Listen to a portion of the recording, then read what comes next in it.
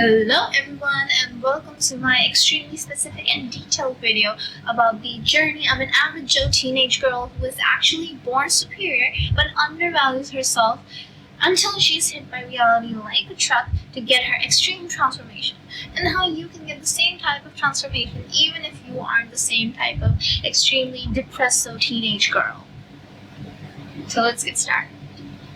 Picture this. It's 3 a.m. and you're doom scrolling through Instagram stories, looking at stories of girls who seem to have their entire lives put together, and you're still eating old cereal in yesterday's clothes, wondering how you became the background character of your own down story. But what if I told you that that girl eating that old cereal is not actually average, and she's not basic either? She's just been underplaying herself this entire time, underestimating her own power because somehow society seems to have convinced her that being naturally gifted doesn't matter unless you have the right packaging. Today, we're dissecting the most specific transformation arcs known to womankind. The journey from "I'm no one special" to "wait, I'm actually that girl."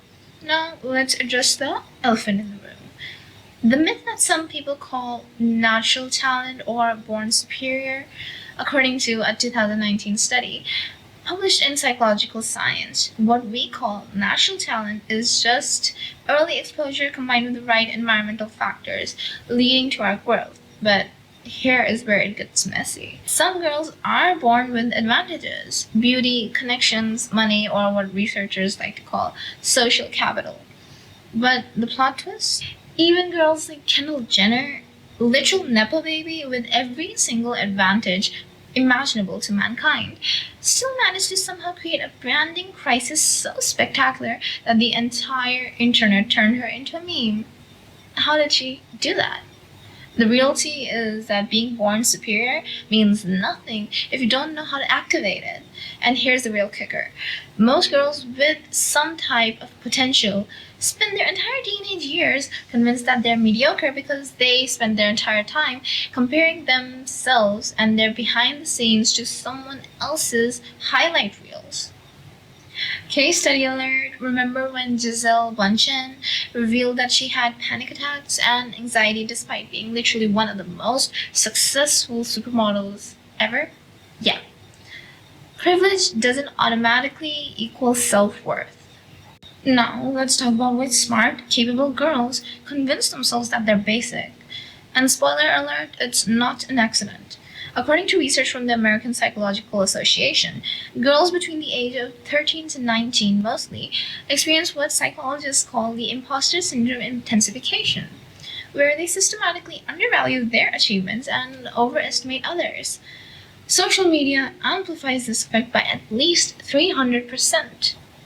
But here is what is actually happening. Society has created this weird narrative that being confident equals being a pick-me, or where ambition equals being a tryhard, and where self-improvement just dies down to being fake. So girls tend to learn how to dim themselves down in order to be more relatable and likable. I spent hours on Reddit threads looking up gifted kid burnout or not living up to your potential, and the same story everywhere. Girls who were special as a kid somehow convinced themselves that they peaked at 12. The low vibrational state is real, bestie, and gossip addiction, comparison spirals, seeking external validation, procrastination as self-sabotage aren't personality flaws. They're symptoms of a girl who has been convinced that her natural gifts just do not matter. Every transformation story has a catalyst moment, and not the cute movie montage type. The ugly, uncomfortable, oh shit, I need to change my life kind. For Oprah, it was when she got fired from her first TV show because she was too emotionally invested. Or for Sarah Blakely, it was when she failed the LSAT test twice so that she could realize that law school wasn't meant for her. Or for most other girls, it's equally devastating, like not getting into your dream college, or realizing that your best friend has been competing with you secretly, or having someone that you respect tell you that you're wasting your potential. The science behind this breakdown is what researchers like to call positive disintegration. When your cognitive dissonance cannot be handled by your brain anymore, and your current identity becomes so uncomfortable that change becomes inevitable, your brain literally cannot take you anymore. Here's what the reality check actually delivers: the realization that you have been playing yourself as someone small, not because you are small, but because you were playing the safer side. The understanding that your future self isn't coming to save you, that you have to become her. Now, I'm going to be borrowing a concept from general physics, displacement versus distance, and applying it to my personality development. Most people measure their personality development by a distance. How many self-help books they read, how many meditation sessions they actually completed, or how much time they spent journaling. None of that matters because displacement measures how much you actually grew into the type of person that you want to become. There's an entire framework. Step 1, define your win criteria. Then scout your challenges, and then plot your landmarks. Finally, you can create a solid strategy. Literally, what on earth is holding you back? Fear of judgment, or lack of skills, or the wrong environment. Most girls don't even understand what's holding them back and then do nothing and then expect something else to change and then wonder why nothing actually changes. Alright, now it's time for the actual tactics. They are research backed, field tested, and guaranteed to make people ask you, what happened to you? In the best way. First comes the self-worth recalibration. Stop seeking external validation by literally taking it. Every time that you check your likes or ask for someone's opinion or fish for compliments, write it down. Practical internal validation. Practice it. I'm proud of this work before you show anyone. Number 2, the network upgrade strategy. Audit your social circle using the elevator test method. Would you want to be stuck with that person for an hour in an elevator? Actively seek out people who challenge you and inspire you and help you grow into the type of person that you want to become. Possibly, if they are already that type of person. Number 3, the skill stack approach. Instead of trying to master everything all at once, identify 3 to 4 key skills that you want to be good at and that complement each other. For example, public speaking, writing, industry knowledge. All of them come together to become a thoughtful leader. Number 4, the boundary bootcamp. Practice saying no to small things to build your no muscles for big things. Set digital boundaries, response times, availability, windows, and social media limits. Number 5, the energy management system. Track your energy like you track your money. What activities drain you? What energies drain you?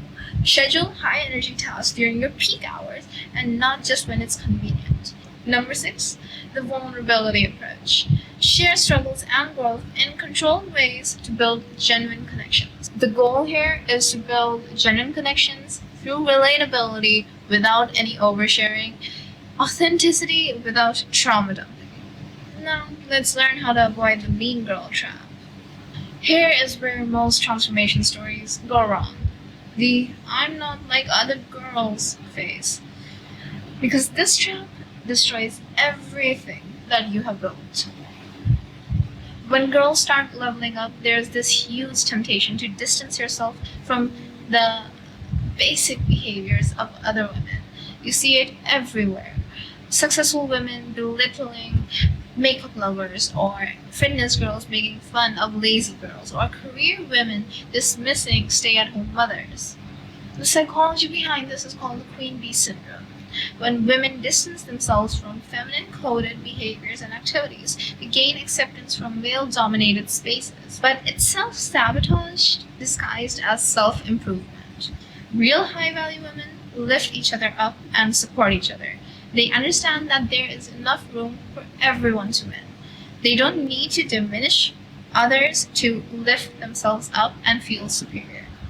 The biggest red flags to watch out for are judging other women by their choices or feeling superior because you read books while they watch reality TV, or making your entire personality about what you don't do or what you do, and finally, competing instead of collaborating. The art of habit formation shows that a sustainable change requires three things: environmental design, identity reinforcement, and periodic recalibration. Make good choices easier and bad choices harder. If you want to read more, put books everywhere and hide your phone. If you want success, then you have to work for it. If you want to work out more, then lay out your workout clothes beforehand. Stop saying I'm trying to be more confident and instead start saying I am confident, I'm just still growing. Your brain responds to what you tell it constantly. Every quarter, assess what's working for you and what isn't. Your 21-year-old self needs different strategies when compared to your 18-year-old self. The girls that actually sustain their transformations, they build systems, not just goals. They create entire environments that can support their new identity rather than just depending on willpower. Alright, bestie, now here's your homework. And yes, you're getting homework because we're getting serious about this. Check the description. I have a whole general planner for you. Make sure that you do it, because if you do not do it, I will come to get you. I will make sure that you do it. I will haunt you. Track your energy, thoughts, and reactions for 7 days, then choose at least 2 to 3 skills to develop and then practice it. Fake it till you make it. You have it inside of you already. Just open self-help Pinterest. Find the type of person, personality trait, or mood board that you relate to or want to become like, and then channel it. It takes barely a day. Once you channel that energy, you're already halfway there. Listen, you don't really need a reality truck to hit you. You can choose to wake up. You can choose to stop playing small. You can choose to become the main character of your own story. The average Joe teenage girl was never actually average. She was just getting ready to become extraordinary. Tell me, what aesthetic era are you going to transform yourself into?